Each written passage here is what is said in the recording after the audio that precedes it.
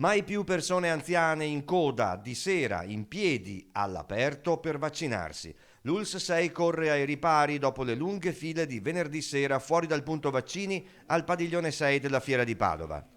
Spiace anche vedere appunto quello che è successo, ma stiamo di fatto appunto rimodulando, comunque anche riorganizzando anche la parte esterna proprio per cercare di alleviare al massimo i disagi che chiaramente appunto questi anziani hanno.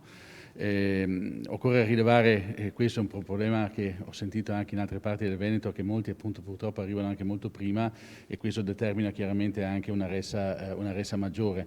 Persone di tutte le età che si sono presentate e continuano a farlo anche 2 ore prima dell'appuntamento. Anziani con patologie che magari ne rallentano i movimenti e che vengono seguiti con maggiore cura dal personale sanitario. Comunque in fiera verrà ampliato il parcheggio e rinforzato il servizio accoglienza.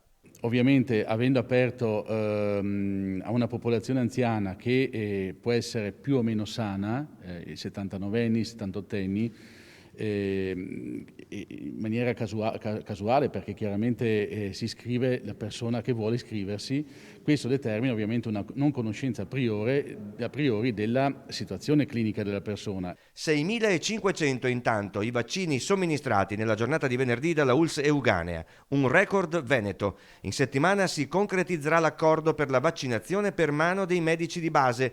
Darà manforte anche l'ospedale con un altro punto vaccini. A Via San Massimo aggiungiamo domani quello presso la cardiologia, sono punti nostri flessibili, no? Cioè sono punti che si attivano nella misura in cui l'azienda 6 ha necessità di ampliare quello che è appunto il range vaccinale. 600 persone tra medici e infermieri sono impegnate in questi giorni a vaccinare i padovani. In fiera perfino 3 primari, che però ci tengono a mantenere l'anonimato dietro la mascherina.